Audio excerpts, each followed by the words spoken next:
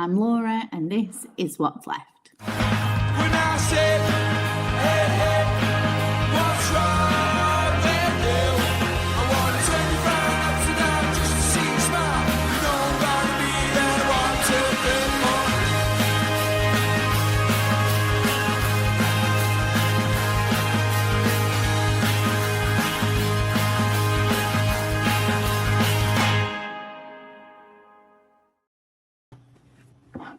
Hi everyone, thank you for joining us. Today I'm joined by Angela Morelli. She's joining the What's Left team. Angela, thank you for being here with me. It's nice to see you. Hi. Hi. So Angela, can you tell us a little bit about yourself? Okay, so I'm Angela Morelli. I teach trade union studies and I also teach art history, but I specialise in social art history. So I consider things to do with the working class and going to be looking at stuff to do with radicals and all the way to suffragettes soon. So that'll be something we'll be talking about on the podcast. That'll be great. I'm really excited to get going on these series of shows that we're going to do. So today, Angela and I were just talking for a little bit about some issues that are affecting women now and how they've been affecting women throughout the generations, throughout history. And one thing that we were particularly talking about was the rise of like the trad wife movement and going back to these things of, traditional values. So at the moment, we're seeing like a big push of that kind of content, that kind of rhetoric that's coming back of, women belong in their home. They should be letting their male partner, take care of their financial things, and then the women would look after their home. And Angela, you were saying that that's been pushed throughout history upon women. Yeah, I think it's very much social control. It's making sure that there's no autonomy for women. I mean, going back to the Greeks and to the Romans, there were specific femininities that were accepted, particularly for women to be indoors and men to be outdoors. The gender roles were separated in that way. And I was saying earlier about the Roman period as well, during the time of Augustus, where women, he created a tax relief for women to have more children so they could essentially have more soldiers to fight. This is something that Mussolini also carried on with as well, is that they're offering tax relief for more children. So it's a way then of controlling, women who might be, too autonomous in their lives. Yeah, definitely. I think that's why we're seeing this big push of it again now, because we had like the latest feminist movement, if you like, over the 90s and early noughties, and now it seems like a big push to sort of put that back into the box, if you like, and bring women en masse back to this acceptable role, which is mother, homemaker, quiet, not causing any problems, and a real big push back to that. How sorry, go on. I was just saying, so all of it, all of the woke movement as well, it just seems to be a huge reaction, a reaction against anything that's decent, to be quite honest. Yeah.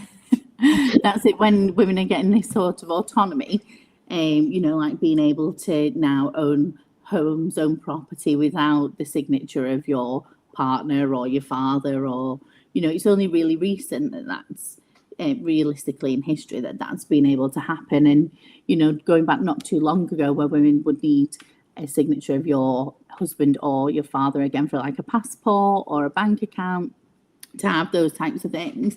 So we don't seem to have had that sort of liberation, if you like, for very long without that big push to try and get women back inside, back quiet. Yeah. And I think as well is that this is something that relates as well to these stereotypical gender roles that's been pushed on us, that are embedded in society for centuries and centuries, millennia. Mm-hmm. This is something that creates the idea of imposter syndrome then, if women are seen to be out of going out of that realm into something else like engineering or something like that. But it all boils down as well to children's toys. Even now, you go to the supermarkets and the children's, the girls' clothes are like all pink. It's just like Barbie pink. And you look at the toys, and we've got ironing boards, we've got baby irons, we've got even shopping trolleys and things like that, making them into the homemaker. Whereas boys are the exciting outdoor toys. I mean, things are a bit different now to they used to be, but they're still there. They're still, and I've had this conversation with my family about, we don't give her any toys like that. So how come she still wants to wear pink? How come she still wants to enjoy the films and the different roles? And it's because it's still around us, isn't it? Even if we don't give them, you go to nursery and these things are in the nurseries. They're they're the television, the adverts on the television, they're all the same. So it's something that's pushed down our throats all the time. So it's difficult to get away. I tried to do a party for my little boy, and I wanted to make the gifts bags and the gifts genderless. It was really hard. Really hard to find toys that were for girls and toys that were for boys. So it took longer than normal. Yeah, it's interesting as well you mentioned about clothes, because something that I've seen that I've noticed recently is all girls' clothes, if they have an animal on or little bunny or something, they're always prey on girls' clothes. And boys, they have the animals that are shown on their clothes are always predators. So you'll have dinosaurs, lions, all these big predators. And then on a girl's clothes, you'll have little bunny rabbit or, the prey animals, which is really, when you think about it, it's just clothes for small children. But there is this distinct difference in what we're, like you say, it's that societal push. It's everywhere. It's almost inescapable. These ideas that are pushed on us from being really, really small. And they're sexualized. Girls' clothes as well. That really, really annoys me. It really upsets me. Yeah, I saw a thing recently about girls' shorts. So they got like age 4 to 5 shorts for a girl and age 4 to 5 shorts for a boy, and they were much shorter, much less space in the inseam, like in the gusset area, much smaller. And this is crazy that we're doing this to small children. Why do they need a different pair of shorts for a girl or a boy of 4 years old? It's crazy. Whereas not too long ago, and you see it in paintings, that boys were dressed in dresses until they reached a certain, they dressed exactly the same, the children did, until I think it was time to go to school, and then they started putting short trousers on boys. Yeah. So that's an interesting one to look into further. Yeah, definitely. It's I mean, like you say, these societal norms and expectations have been pushed out onto people for such a long time. You mentioned earlier about in the medieval period. What was going on then? Well, again, it's we know more about people who have more wealth because more things were written, about them at the time, and again, it's the being indoors, enclosed. And I was talking about skin color, wasn't I? I was talking about people who are Western people here now, where you've got people who are images of people who've got very, very pale skin because it looks like that they are indoors and they don't have to work. So somebody with a suntan then is working class and considered differently to so the femininity that's indoors and delicate, and that's replicated again and again, and especially in the Victorian period. We were talking about that just now as well, with regards to how women were sort of wearing corsets where it was difficult to breathe and move around, and so you're really constrained. And that's huge. That's a massive control, isn't it? Not all women, of course, not all women, just so-called respectable women, and that's the thing. There's also all throughout the history of art as well, images that people would have seen in some images of women that stray out of that respectability. So for the Greeks, we'll have to do show some pictures next time when we get a chance. But the Amazons, the tribe of women Amazons, that mythical, unfortunately, the mythical race of women who only rely on men for reproduction. There are images about them from mythology where you see pictures of them being essentially battered by male heroes. So the idea being that if you stray out of line and become a little bit more independent, this is what will happen to you. So then in the Roman period, you've got pictures of personifications, Greeks as well. Personifications are abstract ideas that are in mostly female form. So you've got winds and things like that. But we've got images of women as countries, and you see that a lot with Victorian art as well, because it copies the classical art. But you've got pictures, for instance, of Claudius beating up Britannia, personification of a woman, Britannia, dressed like an Amazon as well. So that physically, a Nero physically fighting another personification of a woman. So again, this is what will happen to you. This is us. We're using the woman's body as a country, but to show what will happen when we conquer. And it's all about imperialism as well. And that's another story, isn't it? Imperialism. So there's loads, absolute tons of it. Tons and tons of it. And of course, the classical images were rejuvenated in the Renaissance period, then about 1500s, 1500s, and then again in the 1700s, and then in the 1800s. So it's all embedded, things that are on public art as well, public sculptures and things like that. You can see them, everybody can see them. So it's not just for the people who have paintings in their houses. It's public viewing. Yeah. You mentioned before about statues of women I think it was either in the Greek or Roman period, so they were shown in this like femininity thing with, showing traditional roles, if you like, of how they should be. Can you tell us more about that? So the idea of the woman being indoors and being the homemakers. So even if they are really wealthy, and they probably wouldn't have done it in their real lives, they would have sculptures of showing them weaving and being the homemakers and things that were traditionally part of acceptable femininity.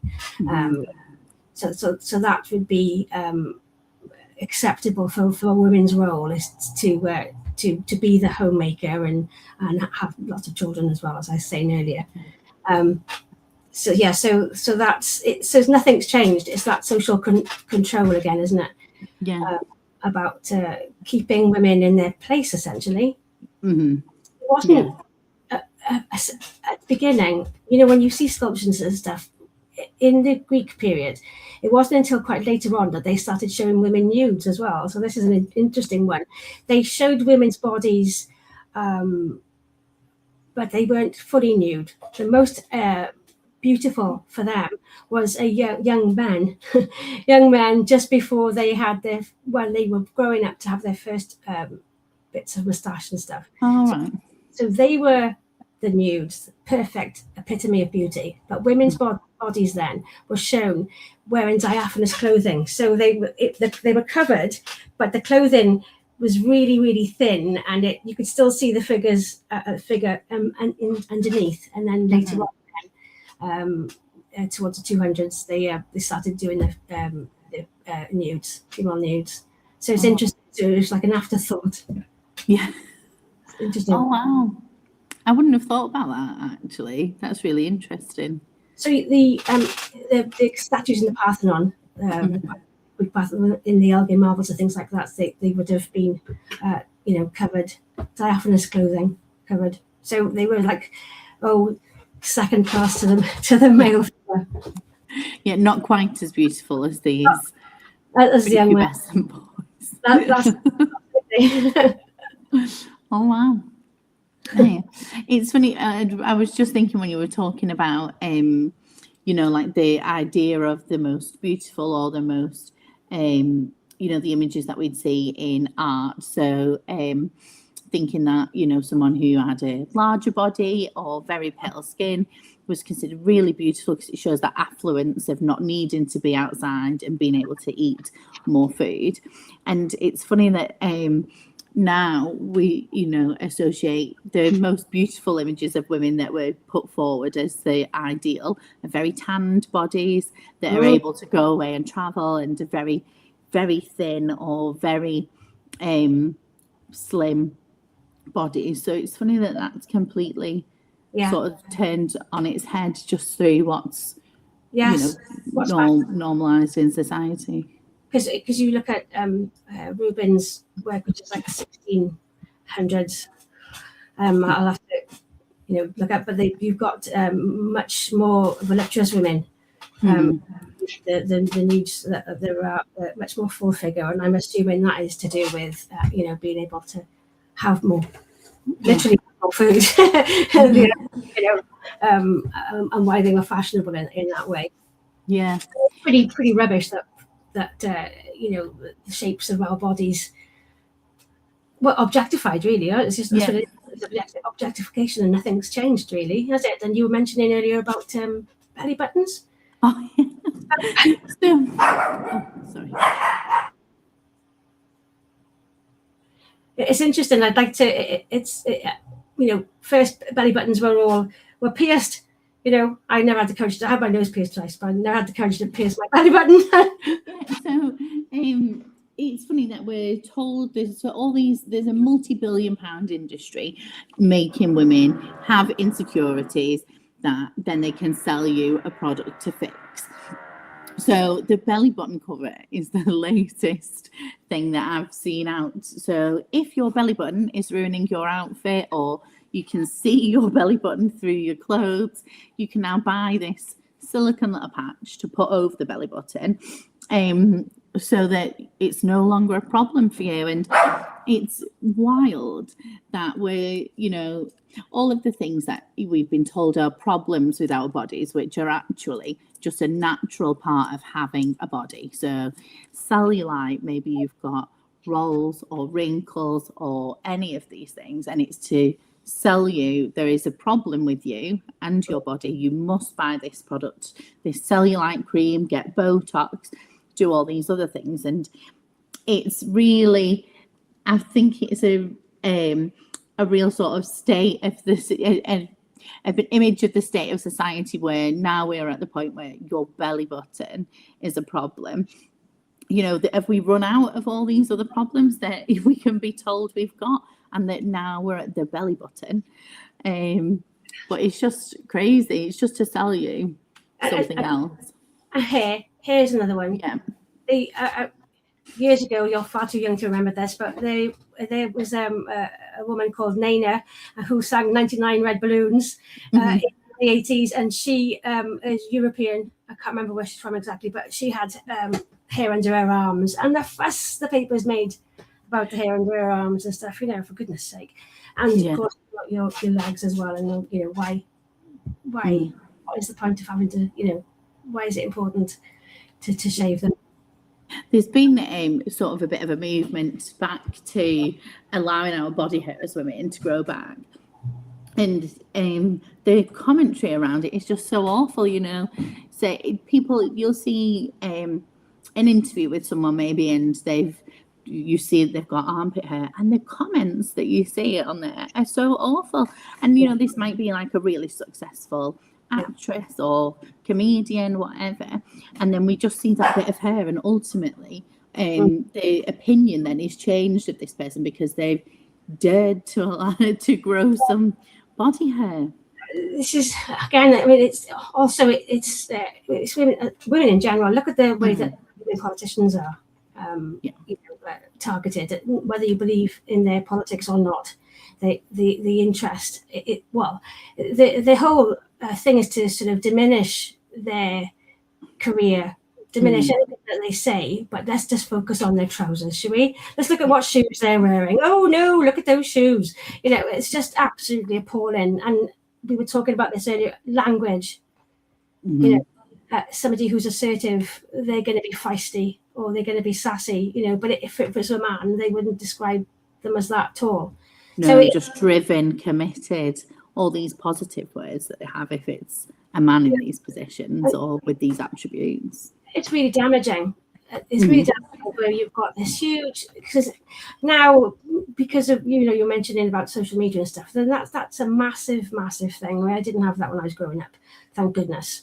You know, there's so much influence in, you know, from all sorts of, you know, areas. And you were going back to the trad wife, but so, you know, you're getting bombarded with stuff all the time. So it was bad enough before, now it's even worse. That's it. Like in the early noughties, we used to have maybe, you know, they would use to have a Heat magazine, Circle of Shame. So but you would put that magazine down and carry on about your day. You know, you might see other things about, but for those really insidious, nasty things that you would see in the magazines, you would close that and that's gone. But now we're constantly on this all the time, and it's everything has got, even if you're looking at the most innocuous thing, there'll be comments under there that are just awful, derogatory, you know, horrendous. And like you say, it is women that are taking the brunt of this, whether that's a successful businesswoman or, like you mentioned, politicians. Everything is reduced down to that person's appearance, nothing about their career or successes, just what do you look like. And I was just going to say, I see it particularly with women who are on the left and speak out about left-wing issues. It is always brought back to, oh, they must be smelly, they're unkempt. And this is the rhetoric that we're fed to keep us quiet and shut up in a corner. Don't say anything. Don't raise your head above the parapet, because otherwise here's all this barrage of personal insults that you're going to be getting. Absolutely. It's terrible. And it is like a form of objectification again, isn't it? It's like, you know, the page 3 women in the sun, which, you know, I assume it's still going. Yeah. The Robert Palmer post, again, I'm talking about an 80s thing again here. Robert Palmer had a video where there was 5 women behind him and playing instruments, and they all looked exactly the same. So they were all, you know, they weren't individuals. And you see that in paintings as well, where there's no individuality, but there's just like an idealization of what women should look like, you know, or how they're choosing to think about how women should look like at that time. Yeah. I think we're seeing, I think it's undeniable that we're having a push towards fascism across the West, particularly in America, and here some things are being replicated as well. And there's an association with thinness and fascism. So when fascism rises back up and rears its ugly head, we get this big push towards thinness, restraint, you know, showing that we're, what's the word that I'm looking for? But that we have restraint and that we're in charge of our bodies, that we're not taking too much. And, you know, this very, very ideal, very, very thin, quiet, pale ideal of a woman that's quiet, not saying anything, allowing this, being in this position of servitude to their partner or their husband or their family.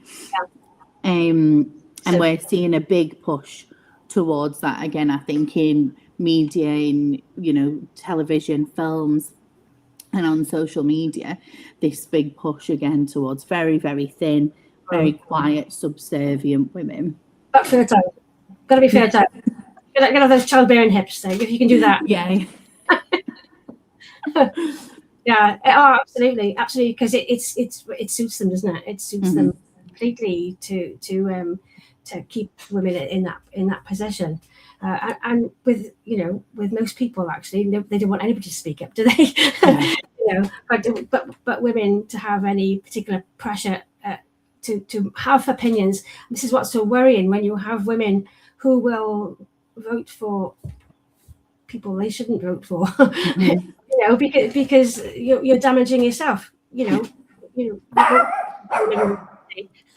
The dog. You won't have control of your own body. You won't be able to access the things that you need. Things are bad enough as they are for medical care and things like that. Women not being believed about health matters. We were talking the other day about autism and stuff. There's absolutely tons and tons of women who have not been diagnosed or been skipped over and told that they've got depression and stuff because they might have autism or ADHD, but they don't present themselves in the same way that boys do, so they would be looked over, and stereotypes has got a lot to do with that, particularly with eye contact and that, looking, they're just little girls, she's being coy, she's not giving you eye contact because she can't. Yeah. So. It's the inequality in medicine is crazy. Women with a heart attack are less likely to have a heart attack detected because their symptoms are different, and not a lot of people know that the symptoms of a heart attack are different in a woman. You would just think clutching chest, arm thing. Yeah, so there's all different ones like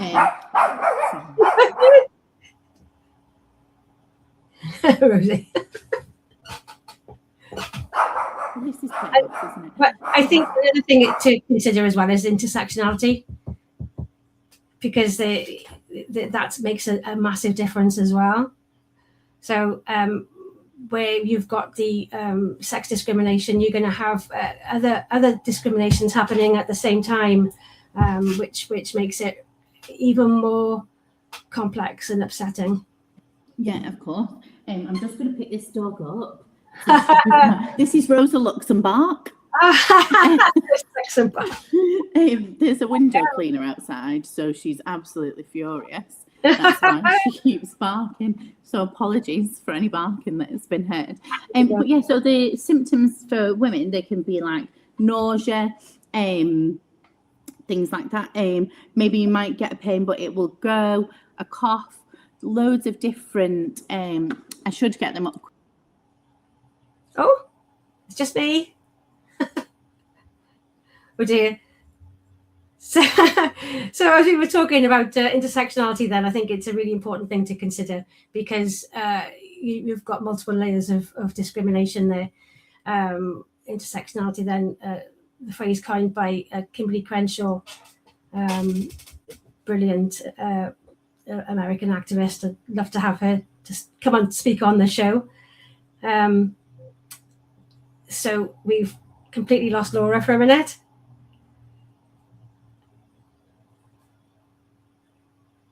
I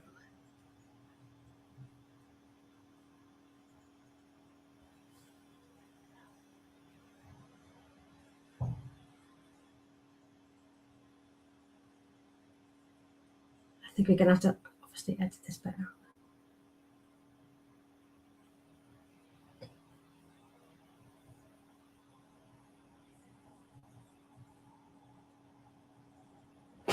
Come back.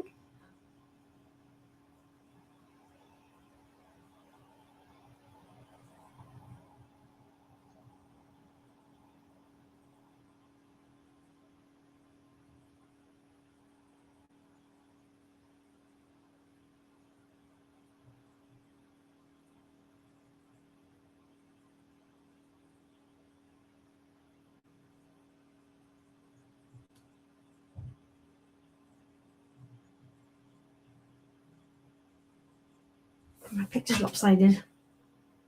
That's annoying.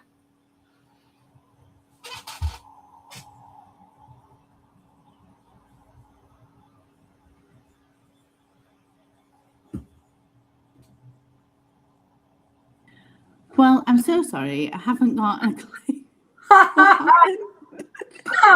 Well, can we edit that bit out?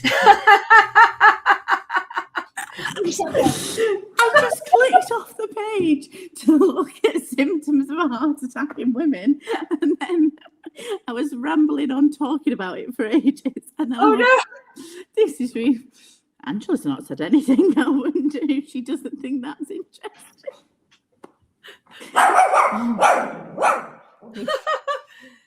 Well, Right, so I'm going to tell you the symptoms of heart attacks in women. can that be edited out? Because I just sat there like that. Sorry, I will sort it out. Oh my God. Right, so women, whilst they will have a chest pain is the most common symptom, but frequent signs in women include shortness of breath, unusual or extreme fatigue, jaw or upper back pain, and lightheadedness, nausea, and indigestion. Yeah. So, I mean, loads of those things I have all the time. I always Yeah, feel sick. I can be really confused, can't it? It's really Yeah. bit worrying now. I was just like, oh, my back. But because of this, like things go undetected because I just got a bit of nausea, probably a bit of anxiety. Oh, bit of hysteria. Yeah, that is it, isn't it? Anxiety is the new hysteria for women. It's I shouldn't laugh. It's not for me. No. And to think it wasn't that long ago as well, where women could be sectioned, put away, Mm-hmm. you know, into asylums by their husbands. You know. Yeah.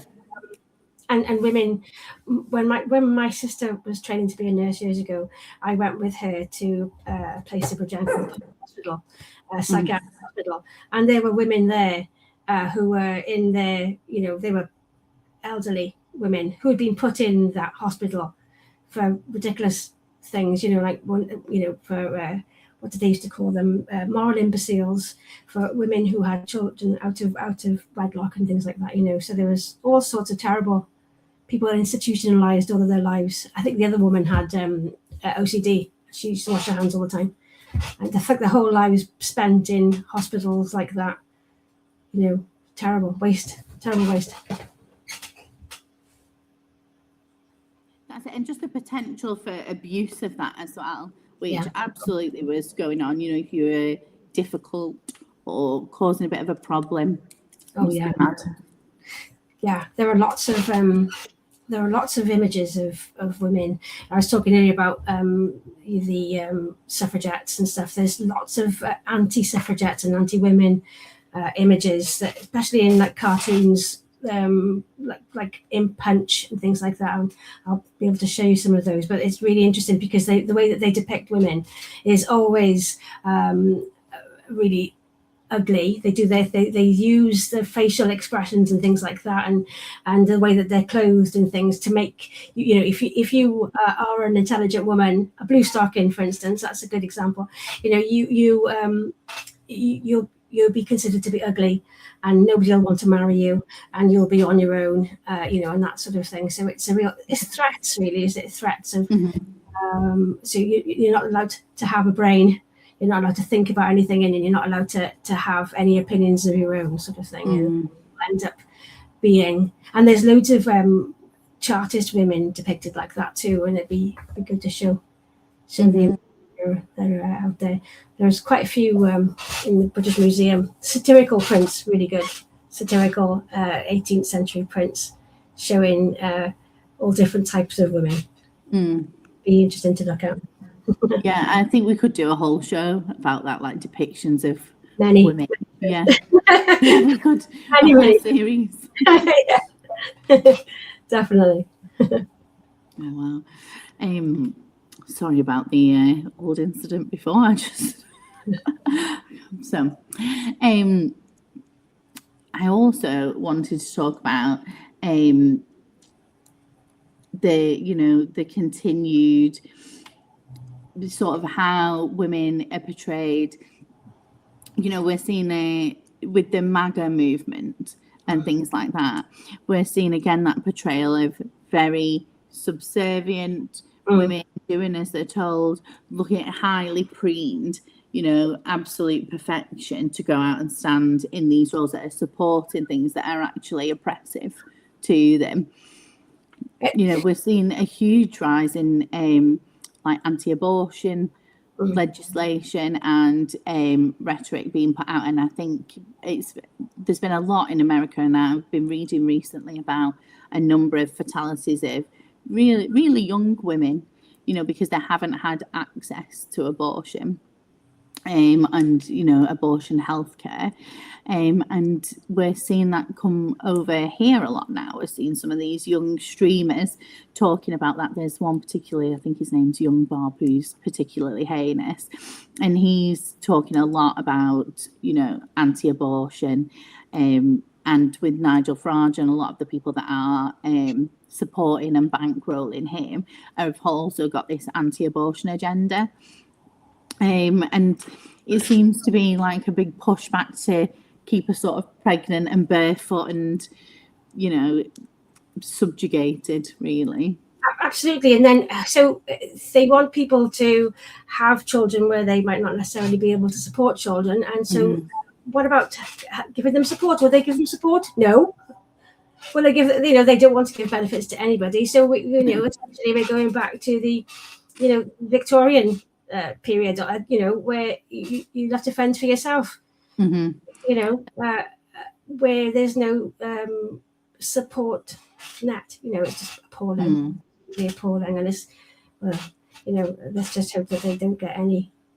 Yeah, hopefully. I mean, I saw it coined really, I think it was really succinct actually, and it's not a pro-life movement, it's a pro-birth movement.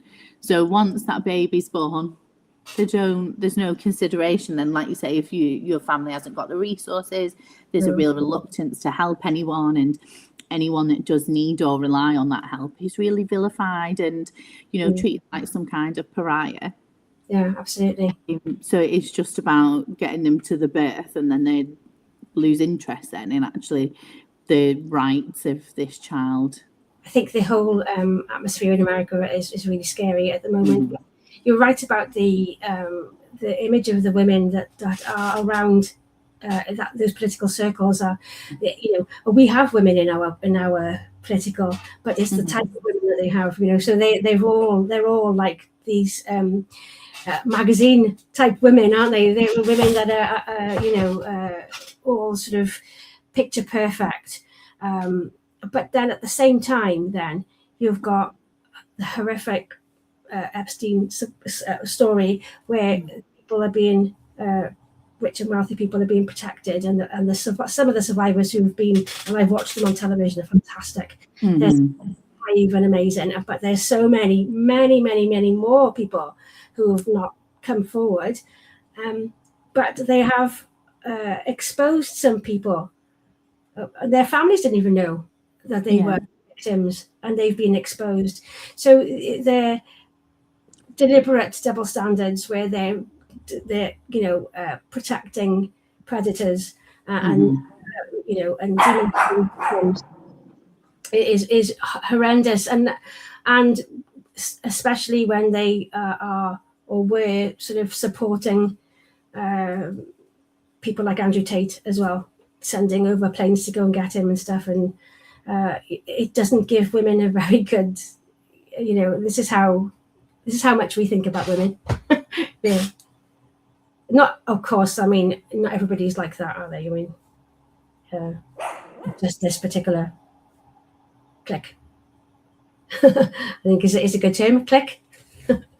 MAGA clique. I've seen that as well, and recently, I think it was probably last month or a couple of weeks ago, they had two of the women who were survivors of Epstein and Andrew Windsor, and I think who's that? Oh yeah. I'm so sorry.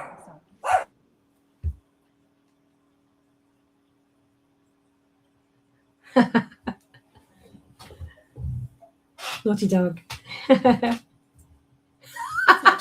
were some women that they were survivors, and they were trying to they were creating a network of survivors to provide them with help and resources and access to things like counselling, and to also create a bigger picture of the scale of the suffering that had been going on. And they were on, I think, Sky News talking about this, and how other people, if they've been affected, could get in touch with them so they could help them with some resources. And just at the last minute, one of the presenters on Sky said, we should also note that he's a war hero. And this was a woman, a very successful TV presenter. And, it's often disappointing, I think, when it's other women that are sort of upholding and minimising, so what if there was a war hero? That does not negate any of what had been going on. Well, I know the definitions vary clearly. But, it's really disappointing because obviously they're oppressed by the same, they're, suffering with the same oppression that we all are from, society and the patriarchy. But to me, that was really disappointing to have another woman sit there and make those comments when these women who come forward, they were so brave and they're doing such great work, to really try and help other people. Just to put that little nugget of that in there to undermine them was really disappointing, I think. It is disappointing. And it is. There have been a lot of women like that over the years. Different ideas about feminism, for a start, the term feminism, I've heard students say to me, like, I'm not a feminist, as if it was something really completely misunderstood, like, when you have to wear dungarees, it's just, it's like a they've heard it somewhere, a stereotype, and being really horrified that somebody might think that they were a feminist, and that's really worrying. And the ideas of post-feminism then, so still don't quite get that one. So there are some people who have just continued and reinforced the stereotype of sexual objects and enjoy, and sort of enjoyed the wealth of it, and not helped women at all. I mean, look at, Margaret Thatcher, right? She didn't do that, obviously. Or Queen Victoria, they didn't. Obviously, they weren't, were scantily clad in any way. But what I mean is, they were in positions where they could have helped women, couldn't they? But the societies that they were in, particularly Queen Victoria, they didn't do anything, did they? I mean, Margaret Thatcher's a different matter because she could have done more to help women. But it was against her politics, wasn't it? Yeah. Definitely. Lots of harmful things. Not many. That's another show. We could get into. We could do it about 3. That's definitely another show. We could do about another 3 hours, I think. Yeah. Oh God. Well, I think actually we are nearly at our time. So thank you so much for joining me today. I'm glad we've got the first one under our belt. I think it'd be good to carry on and talk about, how women are affected, particularly because I know we have the shows with the guys and they're great and we have great guests on, but I think it's important to keep talking about how women are impacted by these issues because, sometimes it is disproportionately or sometimes there are particular things that affect women that, men are not subject and suffering with. So it's interesting to talk about some of these things. I think as well, particularly with regards to the algorithms and things, I once pretended to be a man on social media, and the things that I was sent, it was completely different to how feeling. So there was no belly button covers for that one. I know, I've only seen little flowery ones. I haven't seen any with a man and the model, so it must just be only women are affected by the plight of the belly button. I'm not going to Google it, that's for sure. No. Oh, thank you so much for joining me today. Thanks, and we'll see you all again soon.